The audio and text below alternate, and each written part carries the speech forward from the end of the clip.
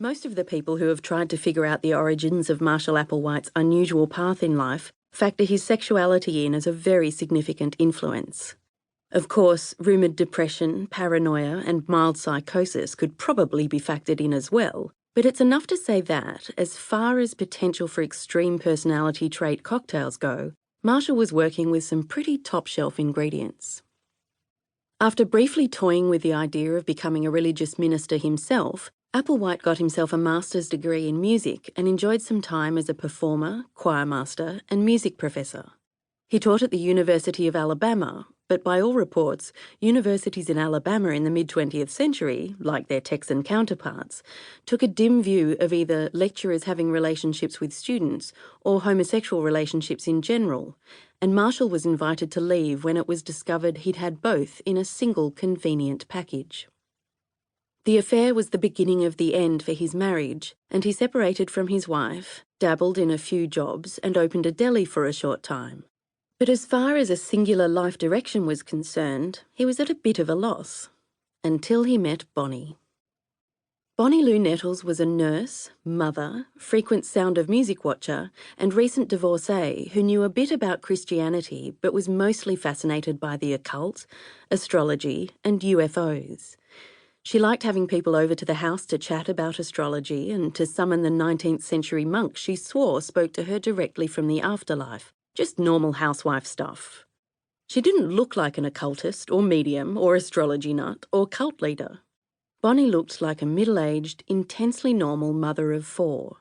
She seemed unremarkable, which is remarkable considering that she was later regarded by quite a few people to be actual God. Bonnie and Marshall met in 1972 at a Houston hospital where Bonnie Lou worked and where, depending on whose story you pay attention to, Marshall was either visiting a sick friend or seeking physical or psychiatric treatment himself, reportedly for either a minor heart problem or to cure himself of his homosexuality. Marshall was deeply troubled by and significantly ashamed of the fact that he was bisexual, primarily because people can be dicks and can't help sticking their puritanical noses into things that they're frightened of. You could do a spot of projecting and consider that if Marshall hadn't been made to feel bad about his sexuality, his life might have taken a very different, much less scandalous path, but nothing is certain.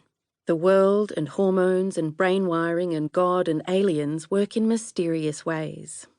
Whatever Applewhite was at the hospital for, when he met Bonnie Lou Nettles, he was sure he'd met his spiritual soulmate, and that the meeting had been divinely ordained. Bonnie had always been obsessed with astrology and the mystical, and both she and Marshall had long suspected they had a purpose beyond the pedestrian on Earth. The pair bonded quickly and thoroughly, and for all intents and purposes, bar the romantic or sexual, became an inseparable kind of platonic power couple. It wasn't until Applewhite and Nettles spent a bit of downtime brushing up on the Book of Revelation that the penny dropped and they realised who they were and what their mission was, preparing the world for its end. Good old Revelation, friend of potential apocalyptic doomsday obsessives everywhere. Two of the pivotal figures in the Book of Revelation, and the two that really pumped Marshall and Bonnie's nads, were the two witnesses, symbolised as two olive trees and two lampstands in Bible John's freaky reverie. The witnesses are pretty terrifying, with the ability to breathe fire, smite enemies worthy of smiting, and control oceans and the sky. Controlling the sky is very good for planning a picnic, but the other skills are a real bugger if you don't want to scare the children. The main job of the two witnesses is to try to turn as many people as possible towards God, then to be killed and soon after resurrected, at which point God will summon them up to heaven and start the ball rolling properly on the end of the world as we know it. Cute, right? Well, Marshall the music teacher and Bonnie the nurse really felt a close affinity with those kids, the ones that breathe fire and smite, especially the hanging out in heaven as God's special guest stars bit. Marshall and Bonnie started their whole thing by calling themselves the Two. That was it. It was their job to prepare people for salvation, encouraging them towards the highest form of evolution possible. They called it the evolutionary level above human, and then facilitate their removal from Earth to the heavens before everything on Earth went to shit.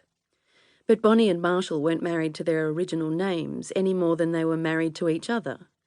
Sometimes they expanded their title to the UFO 2 due to their noteworthy addition of aliens into their interpretation of the Christian Bible.